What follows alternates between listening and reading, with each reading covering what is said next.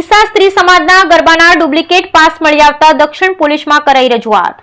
નવરાત્રી મહોત્સવમાં Shubham party plot ખાતે ચાલી રહેલા સ્ત્રી સમાજના ગરબામાં ખેલૈયાઓ સ્ત્રી સમાજના ડુપ્લિકેટ પાસ લઈને આવતા સ્ત્રી સમાજના આયોજકો ચોંકી ઉઠ્યા હતા। રાજમંદિર સર્કલ પાસેથી 1800 રૂપિયામાં સ્ત્રી સમાજના ડુપ્લિકેટ પાસનું વેચાણ થયું હોય ખેલૈયાઓ પાસેથી પાસ કબજે કરી સ્ત્રી સમાજના આયોજકોએ ડુપ્લિકેટ પાસનું વેચાણ કરનાર સામે કડક કાર્યવાહી કરવામાં આવી તેવી માંગ સાથે દક્ષિણ પોલીસ સ્ટેશનમાં લિખિતમાં રજૂઆત કરવામાં આવી હતી। ડીસા શહેરમાં નવરાત્રી પર્વની ધામધૂમપૂર્વક ઉજવણી કરવામાં આવી રહી છે ત્યારે મોટા પ્રમાણમાં ગરબા રમવા માટે ખેલૈયાઓ પાર્ટી પ્લોટમાં ગરબા રમવા માટે ઉત્સુક જોવા મળી રહ્યા છે।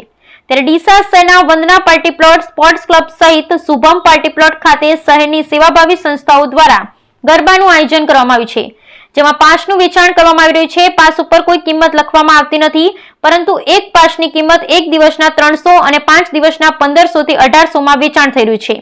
જેમાં શુભમ પાર્ટી પ્લોટ ખાતે યોજાઈ રહેલ સ્ત્રી સમાજના ડુપ્લિકેટ પાસ મળી આવતા ખળભળાટ મચી જવા પામ્યો છે। ત્યારે ડુપ્લિકેટ પાસ લઈને ગયેલ ખેલૈયાઓ પણ પાર્ટી પ્લોટમાં ગરબા રમવાનું સપનું અધૂરું રહી ગયું। ખાદ્ય પદાર્થોની ચીજ વસ્તુનું ડુપ્લિકેટ થાય છે પરંતુ હવે તો મનોરંજન માટે પણ ડુપ્લિકેટ પાસ ડીસા શહેરમાં મળી રહ્યા છે। હું ભ્રાંતિ સાંખલા 5 ઓક્ટોબર સ્ત્રી સમાજમાંથી બોલું છું કે આજે અમારા ડુપ્લિકેટ પાસ બહુ છપાઈ અને લોકો દ્વારા વેચાણ થયું છે એવા અસામાજિક તત્વોએ આ કાર્ય કરેલું છે તો એ બદલ હું ડીસાના જનતાને કહેવા માગું છું કે આજ પછી કે આવા ડુપ્લિકેટ પાસ લઈ અને કોઈ એવા વ્યક્તિ પાસેથી પાસ લેતા નહીં, સ્ત્રી સમાજની બહેનો પાસેથી જ પાસ લેવા અને આ જે પાસ અમારી પાસે ડુપ્લિકેટ મળ્યા છે તે અમે દક્ષિણ પોલીસની અંદર અમે ફરિયાદ નોંધાવી છે અને હવે પછી ધ્યાન રાખજો કે ડુપ્લિકેટ પાસ મહેરબાની કરીને લેતા નહીં કે જેના કારણે તમારે હેરાન થવું પડે। હું સુજલ લલિતભાઈ કેવલાણી મેં આજરોજ સાંજે 7:30-8 વાગ્યા આસપાસ રાજમંદિર મલ્ટીપ્લેક્સ જોડે એક રેન્ડમ છોકરા જોડે સમથિંગ પાસની માંગણી કરી હતી। ત્યારે એનું કહેવું એમ હતું કે હું કંઈક કારણસર બહાર જઉં છું તેના કારણે મારી જોડે 3 કપલ પાસ પડ્યા છે।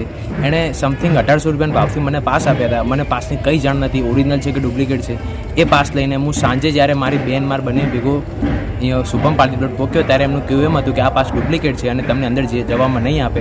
ત્યારે આ 1800 રૂપિયા તો વાંધો નહીં પણ આ ડુપ્લિકેટ પાસોના કારણે જે 40 થી 50 લોકો જે અંદર નથી જઈ શકતા એ લોકોનું શું કરવાનું? જે લોકો ડુપ્લિકેટ પાસ ચલણ કરે છે એ લોકોનું રોકાણ લાવો કંઈક કરીને સ્ત્રી સમાજના સારા પ્રોગ્રામમાં લોકો આવી રીતે કરે છે એનું ઊંધું અસર પડે છે। કૃપયા કરીને તેના ઉપર ધ્યાન આપવું, કાયદેસર કાર્યવાહી કરી।